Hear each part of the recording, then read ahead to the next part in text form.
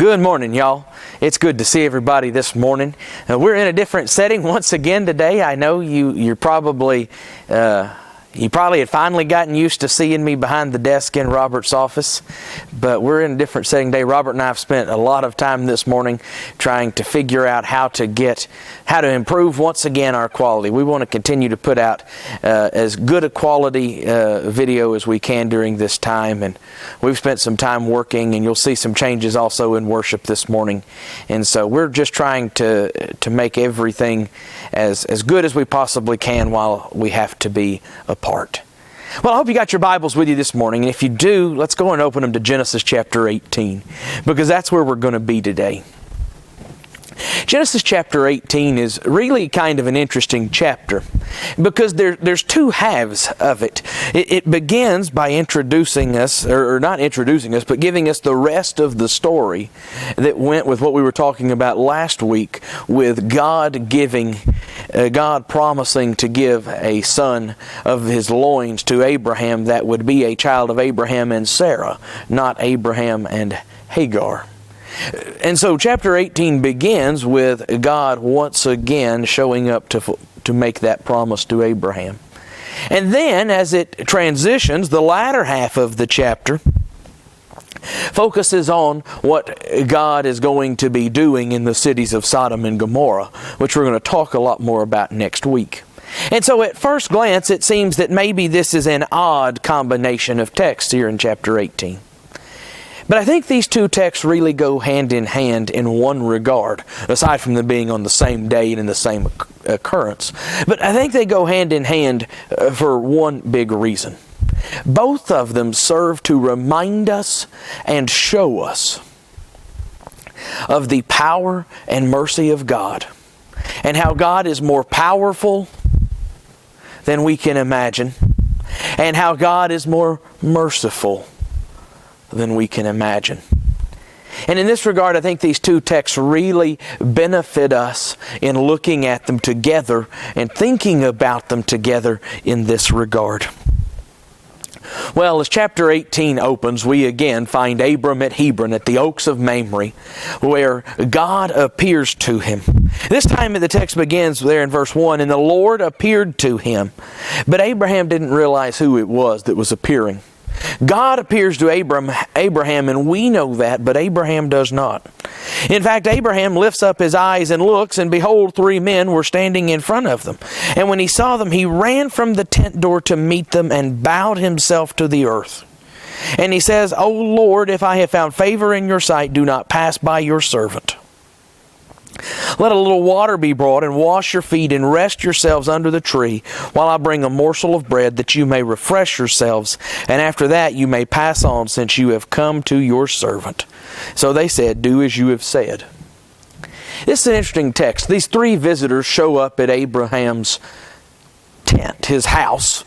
But obviously it wasn't a house like we think of. But they show up at Abraham's house. And Abraham sees them, and he runs to greet them. And he bows before them. And he says, O Lord. And this is not really so much him acknowledging that it's God, because we still don't fully yet know that Abraham is aware of who this visitor is. It would be better translated, O my Lord, or Dear Sir, what we might say today. It's a greeting and a sign of respect. Certainly Abraham realizes that these are prominent and significant visitors he has received here at his house. He runs to greet them. He bows before them. These are things that a man of Abraham's stature and position in society would not have done. But Abraham goes to meet them. He runs to them. He bows before them, and he invites them to stay. Abraham shows a great deal of hospitality here. Based on the time of day that they visited, Abraham would likely have been, based on ancient Near Eastern culture, been preparing to settle in for a midday nap. But he puts everything that he was doing on pause and instead focuses on these visitors. And when he shows them hospitality, he doesn't just show them a little hospitality. In verse 6, Abram goes quickly into the tent to Sarah and says, Quick! Get flour, make it into cakes. He goes and runs to his herd, and he gets a calf, and gave it to one of his servants and asked him to prepare it quickly. He went and he took some curds and milk and the calf and set it all before them. Abraham offers them a nice and over-the-top meal. When he says stay and rest for a while, he doesn't get them just a little bit of bread. He quickly moves to the task. He believed that this was an important thing to do in how he should treat these guests who had shown up at his house. And he goes over the top in that regard. He asked for them to bring them goat's milk. This would have been a highly regarded, highly valuable commodity in the ancient Near Eastern world. And Abraham shares it. He goes and he kills a calf. That too would have been more than was expected. A goat or a sheep would have been perfectly fine and acceptable here. But Abraham goes above that and has a calf killed. Abraham shows a great measure of hospitality, and it was not lost on these visitors. And so Abram stood by them under the tree while they ate. He quickly went to work to treat his guests with a great deal of respect and hospitality, going above what was expected and showing the kind of individual that he was. But here in verse 9, we come to an interesting question. They said to him, "Where is Sarah, your wife?"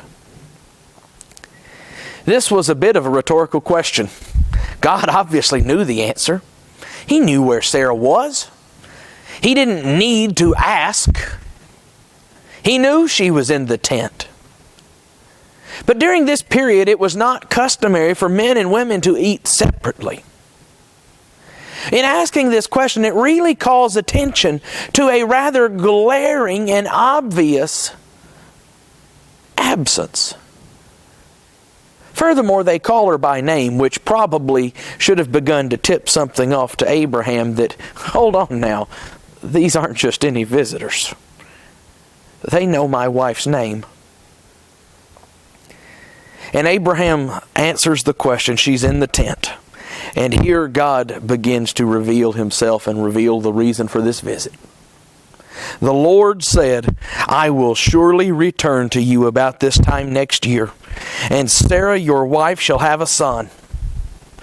Sarah, meanwhile, has been outside the tent, listening into all of this. And when she hears these words, she laughs.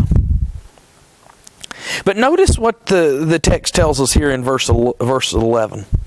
It says, "Now Abraham and Sarah were old, advanced in years. And the way of women had ceased to be with Sarah."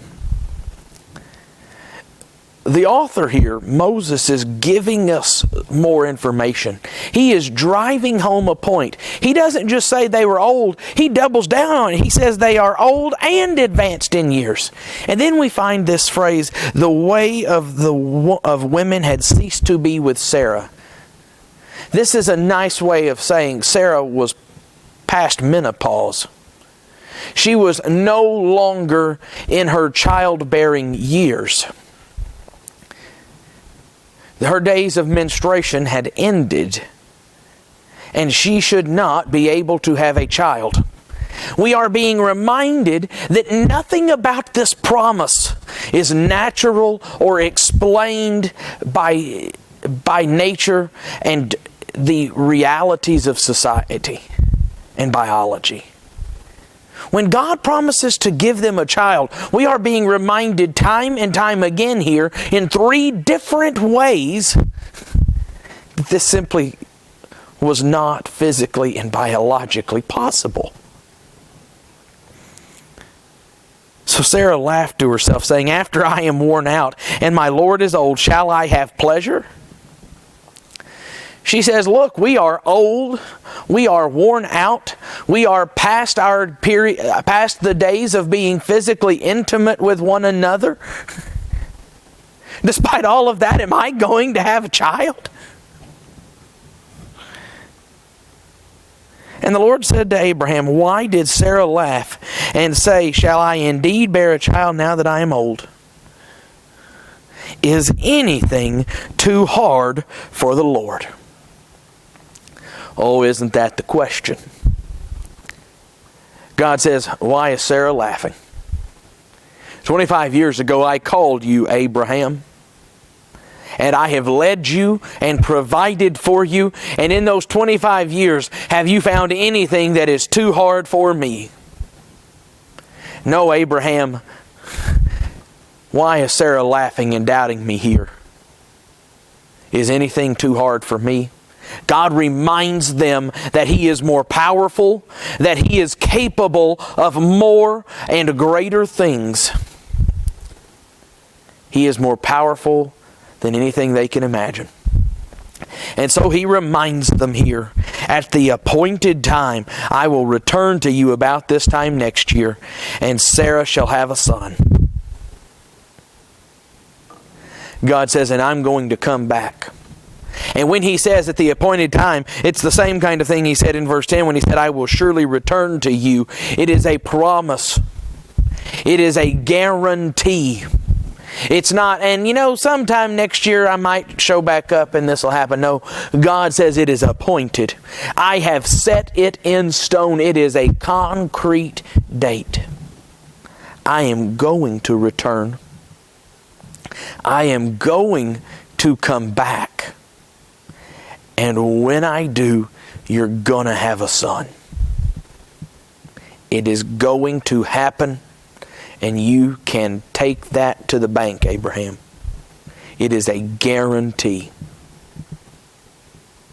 Well, as we get to verse 16, we see that after lunch and after this exchange in which God has promised again in a more vivid and even more concrete, guaranteed way here that a child is going to be had by Abraham and Sarah.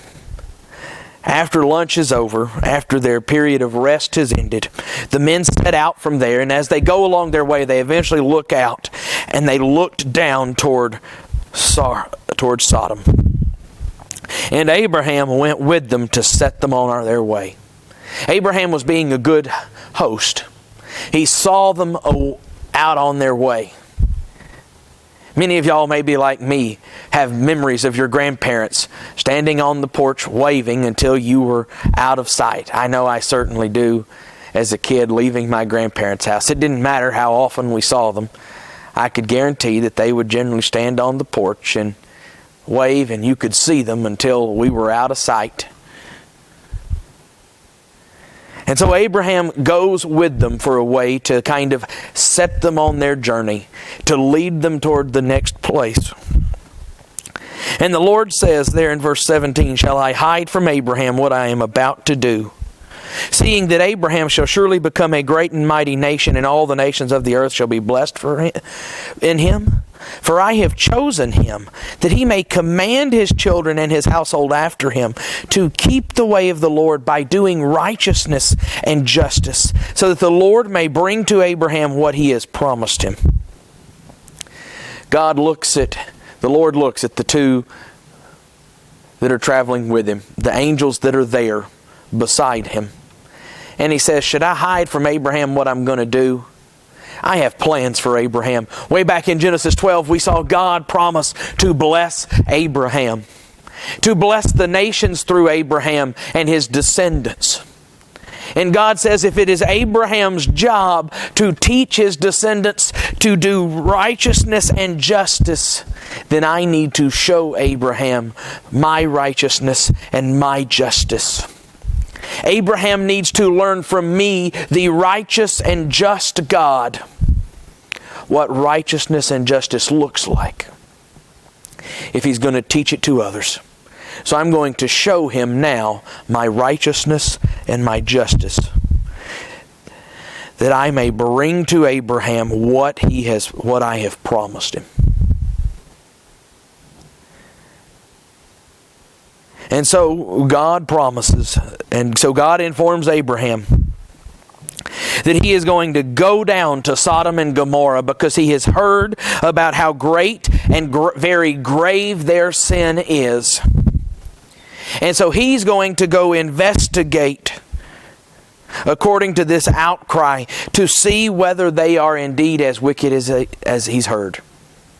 Does God know the answer? Yeah.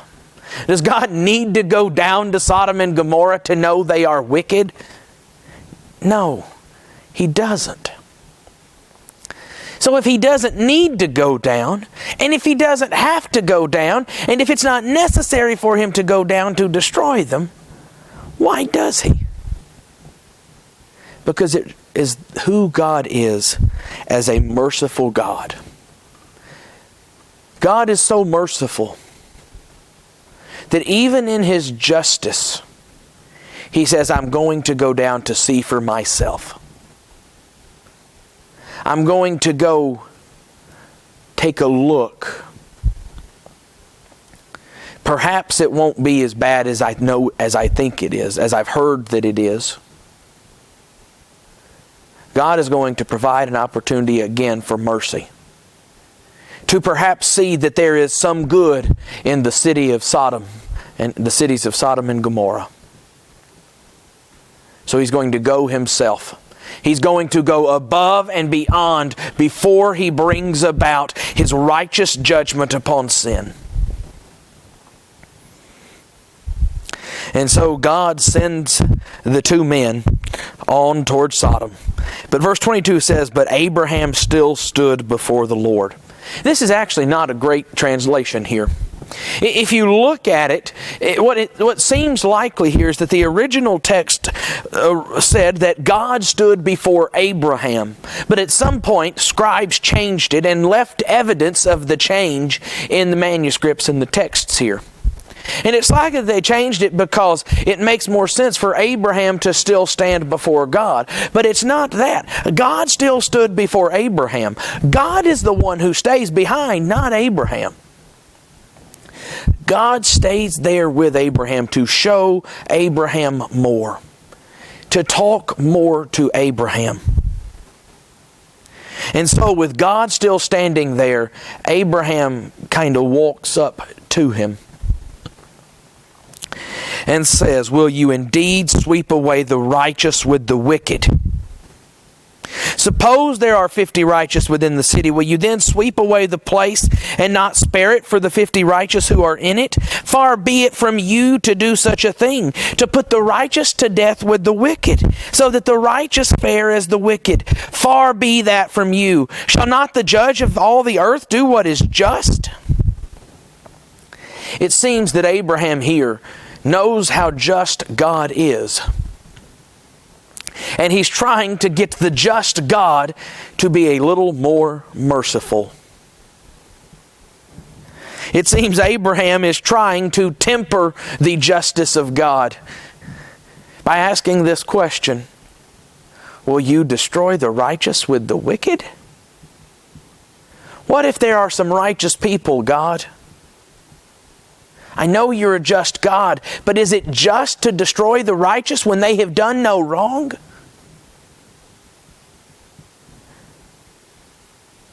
And so Abraham here suggests 50. Haggling and bartering were common practices in ancient Near Eastern society. And all indications in the text here indicate that Abraham sees this as that kind of moment. So when he comes in at 50, he expects that God would have come back at a higher number, and this process would have gone back and forth until they arrived at a mutually agreed upon middle ground. I mean, we do the same kind of thing, right? If you're out at a yard sale or something like that in an environment where you can haggle over the price a little bit, maybe someone's got $15 on it, you say, would you take 10? They say, no, but I'd do 12, and you shake on 12. Well, these days nobody's shaking with anybody, but you know what I'm saying. And you agree upon kind of a middle ground price. And so it seems that that's what Abraham expected to happen here. But imagine his surprise when God there in verse 26 says, if I find at Sodom 50 righteous in the city, I will spare the whole place for their sake. Abraham was trying to make a just God more merciful. But Abraham's about to find out that God is far more merciful than ever could have been imagined. And so the things continue to go along. And Abraham realizes that this is not what he expected. And so he says, well, let me see how far I can go here. And so it goes from, well, will you save it for 50 to will you save, what about 45, God? And God says, I will save the city for 45. And Abraham says, well then, allow me to speak again, God. Don't be angry. What if there are 40? And God agrees to 40, and he says, well, God, I'm not trying to upset you here. I'm not trying to be ungrateful, but what about 30? And God says, I'll spare the city for 30. And Abraham comes back again, and he says, well, what about 20? Suppose only 20 are found there, and God says, I will save it. I will save the city and not destroy it for the sake of 20. And then we get here to verse 32, and Abraham says, let not the Lord be angry, and I will speak again, but this once. He said, all right, God, just one more time, and then I'm done. Suppose 10 are found there. And God answered, for the sake of 10, I will not destroy it. Abraham here seems almost embarrassed by how low he has gone. He was prepared to go higher than 50. In the haggling and bartering that was going on, but he ends up getting here to 10. And Abraham says, all right, God, just one more time, will you go for 10? And God says, I'll spare the city for the sake of 10. It seems that maybe God was willing to go even lower than 10. Would God have saved the city for the sake of 5? Would he have saved the city for the sake of 1? Had Abraham asked. Ultimately, that's a question we don't know the answer to. But it's Abraham, not God, who stops this conversation. Abraham ends with 10. God was still agreeing to be merciful.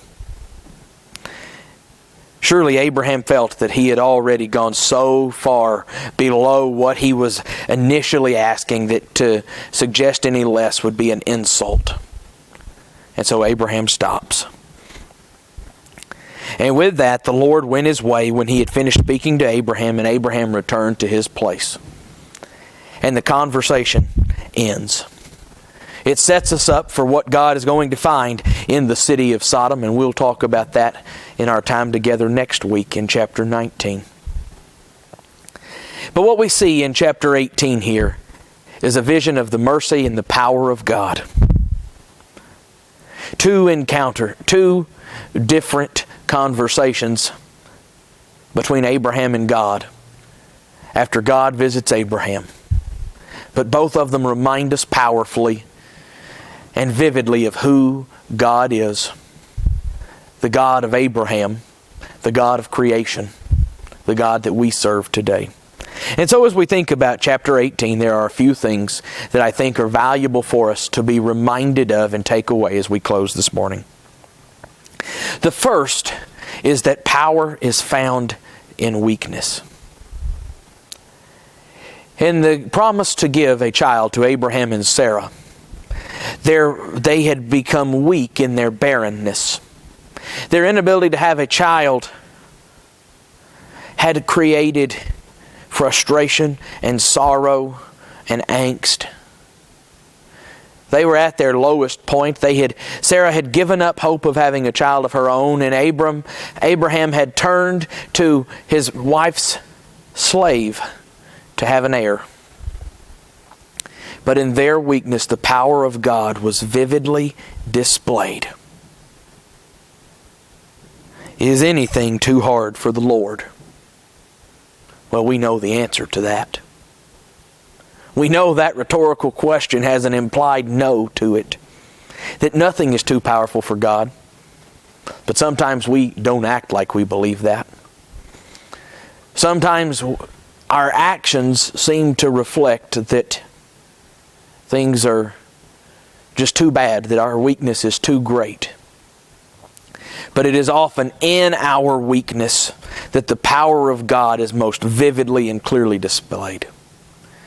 It is often when we are at our lowest when we have reached our wits' end, when we have given up on our own abilities to change our circumstances, that God steps in and displays His power in ways that are beyond what we could have imagined. It's what He did for Abraham and Sarah. And it's still the way He is for us. The second thing I think that's worth being reminded of here is that God has appointed times. He promised Abraham and Sarah that at this time next year, at this appointed time, I will return to you. God set a concrete time to end their suffering through their barrenness and their childlessness. God set a concrete time to end their pain, their frustration, their longing. There is an end to suffering. We too have been promised that God will bring an end to our suffering. And while it may not be the timeline we want, there is coming a time that we can be confident of. It is a guarantee, a promise that God is going to end suffering.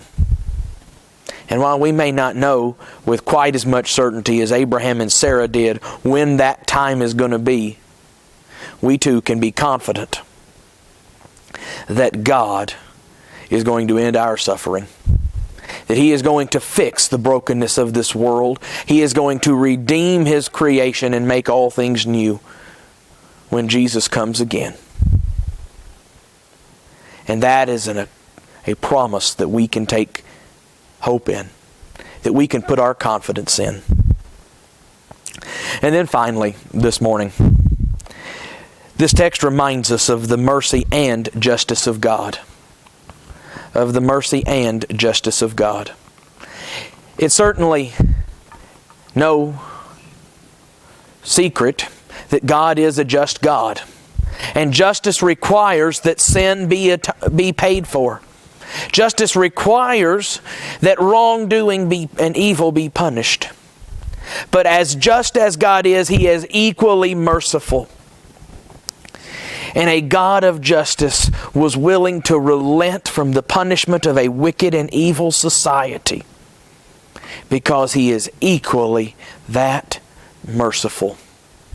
In Micah 6 and verse 8, we're reminded again, a verse we used last week, that what is required of you, O man, but to do justice, to love mercy, and to walk humbly with God. If we're going to be people of God, if we're going to be those who bring about the promise of Abraham, we too need to be people who are merciful and just. Our desire for justice cannot be greater than our desire to show mercy. Because our God is more powerful and more merciful than anything we can imagine. And that should give us great hope that God is doing great things and capable of doing great things in our lives. That we, a people so desperately in need of mercy, will be shown mercy by a God whose mercy is greater than anything we can imagine. And so the message of Genesis 18 remains as relevant for us today as ever.